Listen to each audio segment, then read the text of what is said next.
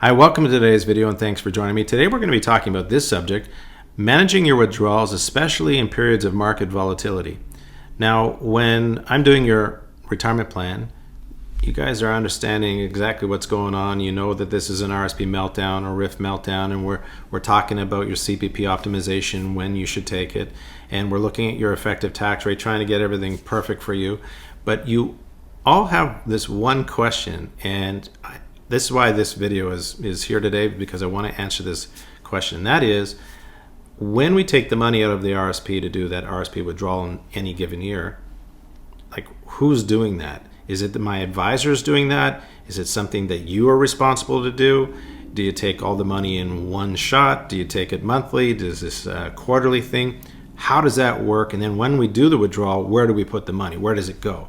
So I'm going to focus in that area today to help you understand that one part of, which is a big important part, but we're going to focus on what do you do when you do the withdrawal, what do you do with the money, and where does it go? Okay, so I hope you enjoyed today's video. Put your comments below, and I love reading your comments. So let's get into why you're here today.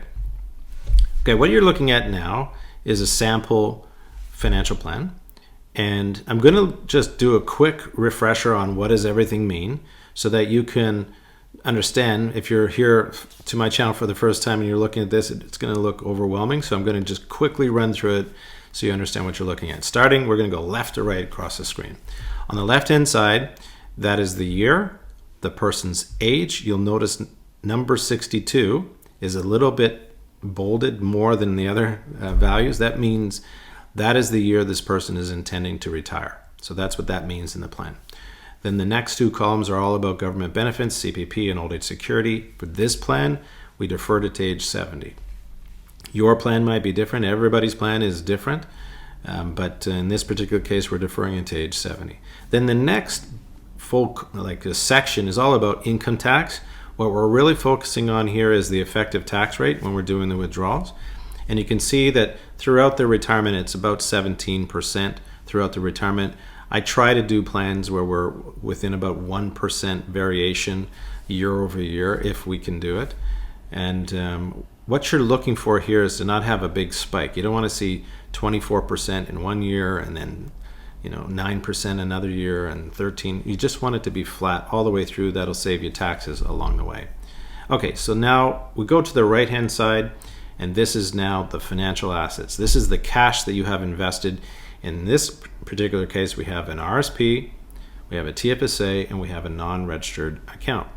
So let's focus on the RSP, because that's actually the withdrawal that you were asking me. What do we do with the money? The TFSA, you can see the person is doing TFSA maximum contributions throughout their entire retirement. So that's great news. They never actually use their TFSA in this example, and they use a little bit of their non-registered in the beginning of their retirement.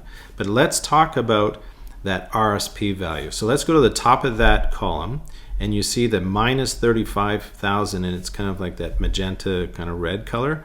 That is not a tax, that's not a rate of return, that is a withdrawal. So anytime in your plan that you see a minus and then a dollar sign and the amount, that's you taking money out of your RSP. It would be true, especially look at the non-registered account, you see minuses there as well. That is withdrawals. So in the RSP, this person we're recommending that they do a withdrawal of 35,000, the next year 5,000, next year 20,000, next year 45,000. The reason why the numbers are different is because of their need for capital, the timeline that we have to withdraw all the money to make sure that we get through it all. And I'm not showing it's going down to age 79, and this plan goes out to age 90. And also the tax rate. We're trying to make sure the tax rate's around about 17%. So that's why the amount that you withdraw is changing, because we're focusing on 3 different variables at the same time. So it can be a little bit complicated, but we get through it. I mean, we do these things every day, and that's why you're asking us to help you with this, because it is just a lot of moving parts to figure this out on your own. Okay, so what do you do with that $35,000? This is what we're going to be focusing on. How do you manage that? How do you do the withdrawal? And how do you manage the money throughout, especially periods of volatility? So this is very important. So I'm going to take you through what I do with my clients, and then if you're doing it yourself, you could try integrating that yourself. If you're not and you have an advisor, you could talk to them about doing this as well. So let's walk through. I've done this this segment on the 3-bucket strategy, but I'm going to be adding a few other things in here for you. So let's talk about what is the 3-bucket strategy, or the bucket strategy. It just separates your existing assets into 3 buckets. Near term, what do you need right now for cash? That's near term. That could be anywhere from, say, 1 year to 3 years. And then midterm, so that's 4 to about 10 years. And then long term, 11 years and above. And then each bucket is used in different segments of your life. Obviously, the near term means this is what you're consuming every day, every month. And the medium term, if you say, or the longer term, those have different kinds of goals because the timeline is different. And then the assets that are held in those buckets are going to have different risk tolerances. Naturally, if ever you need money within 1 or 2 years, you don't want to have risk. What does risk mean? Putting it in, investing it somewhere where it could go negative. So you don't want to do that because you don't have time. You need the money right away. So you want to be very conservative. So you can see here, this is a small screen. I'm going to blow it up in a second. But again, the first bucket on the bottom left-hand side is 0 to 3 years. Then the middle bucket is 4 to 10. So when we say bucket, the timelines. And then the third bucket is the money that you're going to need 11 to 28, 30 years. Keep in mind, let's make this bigger now. Keep in mind that on average, most people live between 26 to say 28 to 30 years in retirement. That's going to improve as pharmaceutical products improve, and also just general lifestyle and people taking care of themselves. That is going to extend our lifetimes. That means you're going to need more money, obviously. But let's go through this. So on the bottom left-hand side is the near term. What you need right now for lifestyle expenses. Utilities, property tax, groceries, clothes, date night, put gas in the car, get on a plane and go somewhere, do some travel, gifts, whatever seasonal gifts you're doing, or just giving cash to your kids. Those are things that you're spending every single day, every single month. What is your need? How much is that money? In this case, in the example before, right, we needed to take $35,000 out of the RSP. Okay, so where does that money go? Because the $35,000 has to come from somewhere. So when you are doing your portfolios, you're going to have, think of all the, if you're in funds, mutual funds, segregated funds, ETFs, doesn't matter. You're going to have certain kinds of investments, right? Maybe you're a balanced investor and you've got a balanced fund. Many of you have global funds or international funds or Canadian equity, Canadian dividend. You've got all these different funds, right? So the first bucket should not be any of the things I just listed, right? Because those have a lot of risk in them. The first bucket should have only these kinds of investments: cash, money in your checking account, GICs, high interest savings account, money market, or maybe a government of Canada bond fund. Those are the only things that should be in that first bucket, because you are going to be doing withdrawals out of that account. So that's what goes into that bucket. Excuse me. Now the middle bucket, you don't want huge returns here. You want middle of the road returns that's not high risk, middle of the road returns. So that's going to be something between, let's say, 5 to 7%. That's your target that you're trying to get. And you work with your advisor to figure out which types of investments. Now this is careful, right? Because it's some years you're going to go negative, and some years you're going to go more than 5 to 7. But you want to try to target a portfolio that would be somewhere around 5 to 7%. And your advisor can help you figure out what funds to go in there. And then the 11 to 25 to 28 to 30, you can be a little bit more high risk because you have a longer timeline when you're going to need that money. So you can go into, maybe, I'll just say the NASDAQ. You can go into technology funds. You can go into more high risk funds. But in that middle bucket, that's middle of the road. So what happens is kind of like a waterfall effect. When you use up the money in the first bucket, and it depends on your own need for cash and your risk tolerance. So if you feel like the markets are going to be volatile, and maybe for a year or two, so what you would do is you would put that $35,000, your need for a couple of years would be put into the first bucket, and it'd be placed in GICs, like a ladder GIC approach, or money market, or cash, up to you. But essentially what's happening is the reason for that first bucket is because you want to do withdrawals.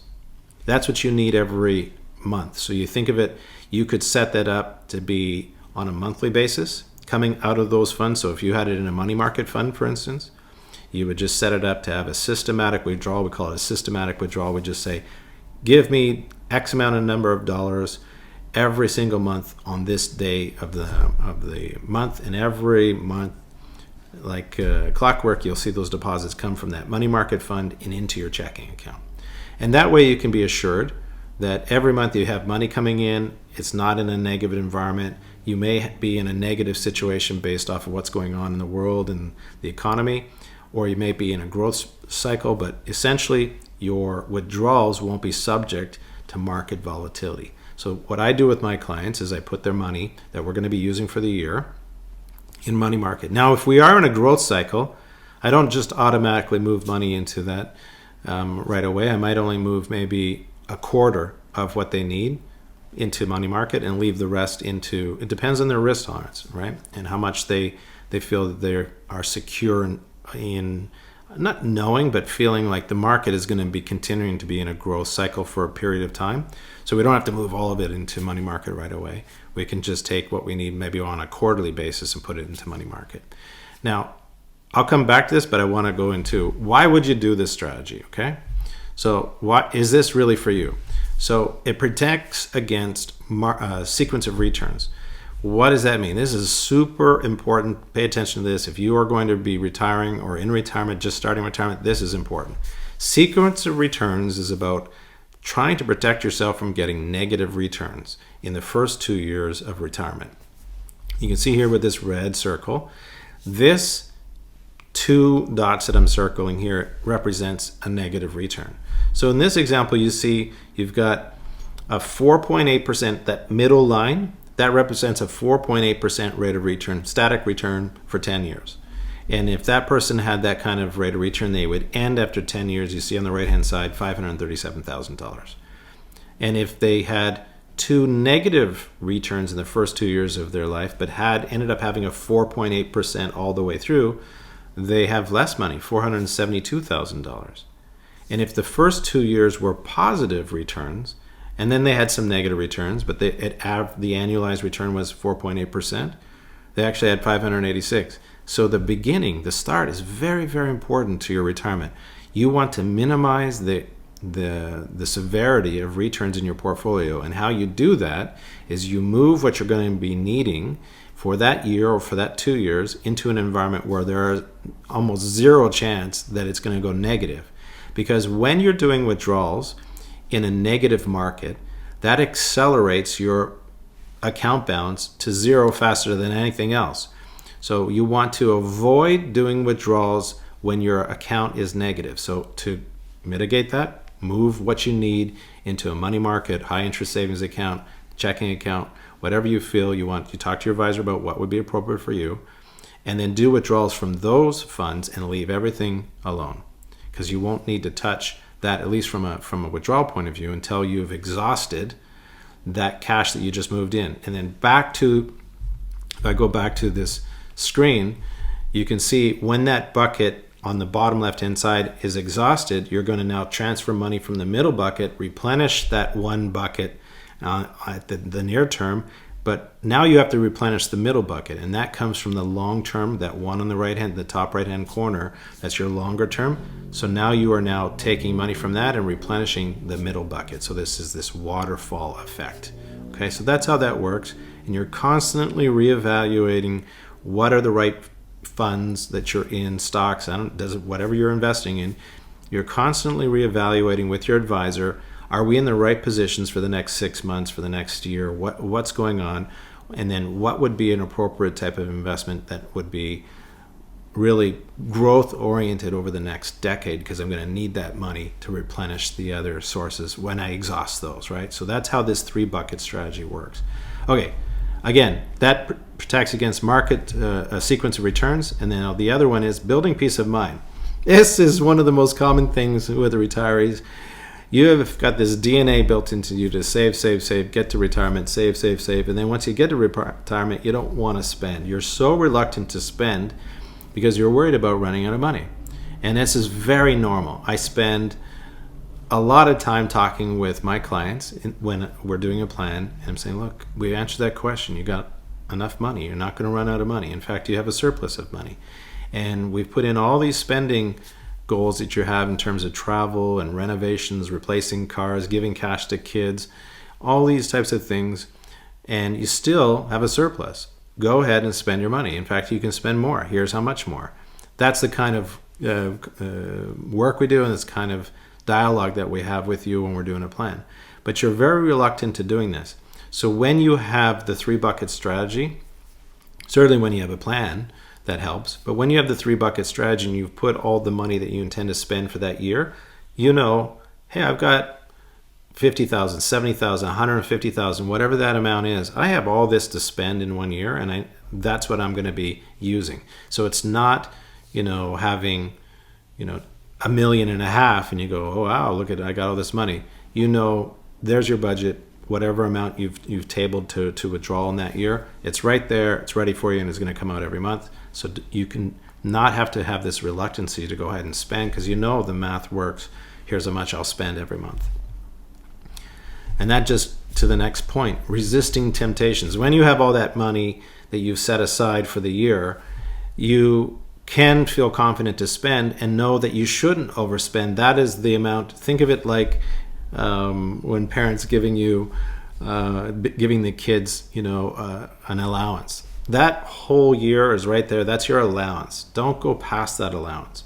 Now, your plan might say you could, but after all, you don't want to go through retirement worried that you're overspending. So by having the 3-bucket strategy and setting aside the money that you intend to spend based off of the plan that we've created for you, it will help you to not spend more than you actually should, and that's why that 3-bucket strategy is helpful. So, question for you.